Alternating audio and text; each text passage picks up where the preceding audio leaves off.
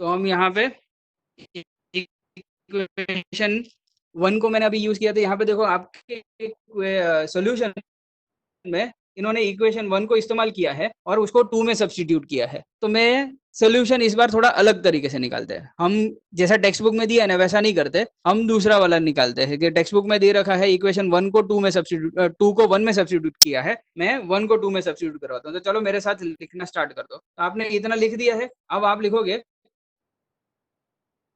7x, नीचे लिखो 7x minus 15y is equal to 2।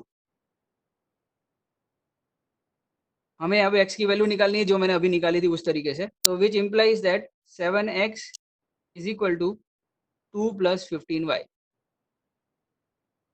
And which would imply that x is equal to 2 plus 5y whole upon 7। तो ये मुझे x की value आ गई। इसको ऐसे बक्से में डाल दो और फिर नीचे लिखेंगे हम। सर हाँ 2 प्लस 15y ना। हाँ, तो 2 प्लस 15y अपॉन 7, ये आपकी x की वैल्यू आ गई। अब उसके नीचे आप लिखोगे सब्स्टिट्यूट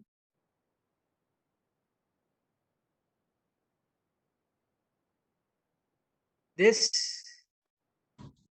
इन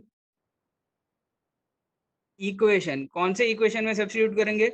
तो हमने जिसमें से x की वैल्यू निकाली, हमने 1 में से निकाली तो 2 में सब्स्टिट्यूट करेंगे इन इक्वेशन 2, ऐसा आप लिखोगे। तो चलो इधर तक का आप जल्दी से कॉपी कर लो। अब इसके आगे हम क्या करेंगे, हम इसको सब्स्टिट्यूट करेंगे इक्वेशन 2 में। तो इसके आगे लिखो 2 में जहाँ पे आपको x दिख रहा है वहाँ पे आंसर लिखो 2 प्लस 15y अपॉन 7, ये मैंने x की जगह पे लिखा, plus 2y is equal to 3। बाकी बिल्कुल सेम टू सेम रहने दिया। ठीक है, तो अब इसको हम सॉल्व करेंगे आगे, तो एलसीएम आ जाएगा, नीचे 7 एलसीएम होगा, तो 2 प्लस 15y तो वैसा का वैसा ही रहेगा, लेकिन ये 2y जो है वो 7 से मल्टीप्लाई हो जाएगा तो वो 14y हो जाएगा इज इक्वल टू 3। आगे और सॉल्व करेंगे, मैं ऊपर लिख रहा हूँ यहाँ से। तो 2 प्लस 15y प्लस 14y कितना हो जाता है, 15 प्लस 14 यानी 29। तो 2 plus 29y is equal to 7, वहां पे चला जाएगा तो 21 हो जाएगा, विच इम्प्लाइज दैट 2 इधर चला जाएगा तो 29 is equal to 29y is equal to 21 minus 2 हो जाएगा। अब 21 माइनस 2 यानी 19 हो जाएगा। यहाँ पे से थोड़ा सा इरेज कर लेते हैं अपने, ताकि मुझे y की वैल्यू मिल जाए। तो यहाँ ने y की वैल्यू क्या हो जाएगी, यहाँ 21 माइनस 2 यानी 19 अपॉन 29। ये अपॉन का 29 कहाँ से आ गया, तो वो 29 इधर मल्टीप्लाई में था, उधर जाके डिवीजन में आ गया। तो एक y की वैल्यू आ गई। तो देखो कितना आसानी से आ गया, कोई झमेला नहीं। You don't have to draw the graphs, nothing, simple y की वैल्यू आसानी से सब्स्टिट्यूशन से आ गई। अभी आगे बढ़ते हैं और x की वैल्यू फाइंड करनी है। Now how do we find x की वैल्यू? तो अब एक बार y की वैल्यू आ गई है ना, तो ये y की वैल्यू को आप किसी में भी सब्स्टिट्यूट कर सकते हो, कोई भी इक्वेशन में, कोई रिस्ट्रिक्शन नहीं है। You can substitute in equation 1 और इक्वेशन 2, जो इजी लगे उसके अंदर डाल दो। आ गई थी y की वैल्यू आई थी 19 अपॉन 29, जिसको मैं किसी में भी सब्स्टिट्यूट कर सकता हूँ। मेरे को 2 वाला इजी लग रहा है तो मैं 2 वाले में सब्स्टिट्यूट करूंगा। तो x प्लस 2 इंटू, अभी y की वैल्यू आई थी 19 अपॉन 29, तो ये आ जाएगा 19 अपॉन 29 इज इक्वल टू 3।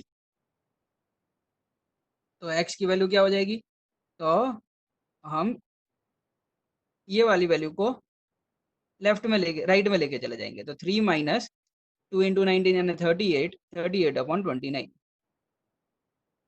यानी x की वैल्यू क्या हो जाएगी, x की वैल्यू आ जाएगी, यहाँ पे एलसीएम ले लेंगे, नीचे 29 हो जाएगा। 3 इंटू 29 क्या होगा, 3 इंटू 29 90 में से 3 गया यानी 87। तो 87 माइनस 38, और 87 माइनस 38 किया तो क्या आंसर आएगा, तो इट वुड बी 48, 58, 68, 78, 88, तो 50 में से एक गया तो 49 आंसर आएगा। 49/29। तो यहाँ पे आपकी x की वैल्यू आ गई। तो this is your final answer. x की वैल्यू है 49/29, y की वैल्यू है 19/29। तो हम इसके नीचे फाइनल आंसर लिख देंगे। Final 49/19 and 19/29 is the solution of the equations.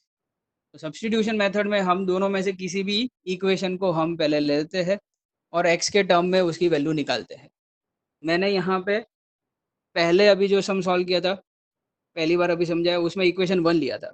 अब समझाने के लिए दूसरी बार समझा रहा हूँ तो थोड़ा चेंज लेके आ जाता हूँ और इस बार इक्वेशन 2 को पहले ले लेता हूँ। चलो, तो मैं इक्वेशन 2 ले लेता हूँ, x + 2y = 3। इसको मैं इसके ऊपर x की वैल्यू फाइंड करने की ट्राई करूंगा। तो x की वैल्यू आ जाएगी 3 - 2y। ये मैंने इक्वेशन 2 को इस्तेमाल करके x की वैल्यू निकाली। अब इस x की वैल्यू को, ये पहला स्टेप होता है। अब दूसरा स्टेप होता है सब्स्टिट्यूशन का। तो substituting the value of x, ये जो वैल्यू आया x का, उसको सब्स्टिट्यूट करना है। किस में करने का? तो आप ये x की वैल्यू लाए कौन से इक्वेशन से वो देखने का। अगर सेकेंड इक्वेशन से लाए तो पहले में सब्स्टिट्यूट करने का, पहले इक्वेशन से लाए हैं तो दूसरे में सब्स्टिट्यूट करने का। तो ये मैं दूसरे इक्वेशन से लेके आया हूं, तो इसलिए मैं सब्स्टिट्यूट करूंगा इन इक्वेशन 1।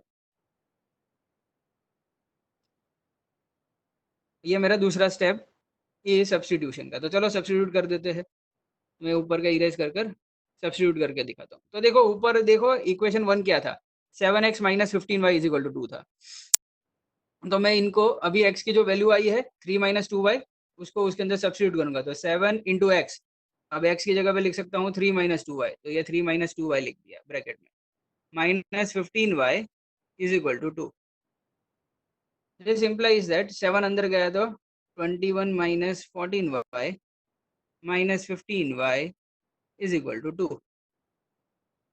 जिसको आगे और सॉल्व किया जाए तो मुझे यहाँ पे y की वैल्यू मिल जाएगी।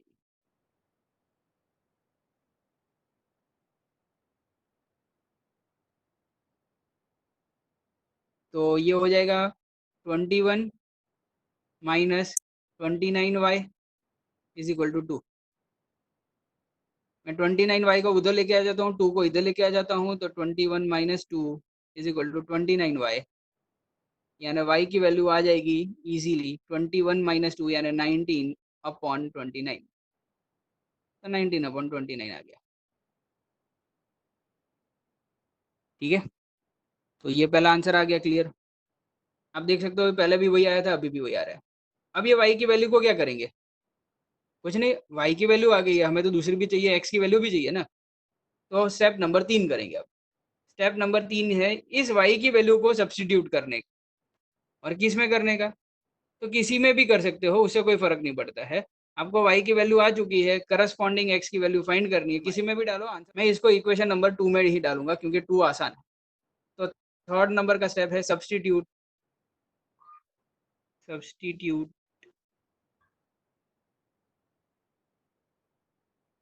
Value of y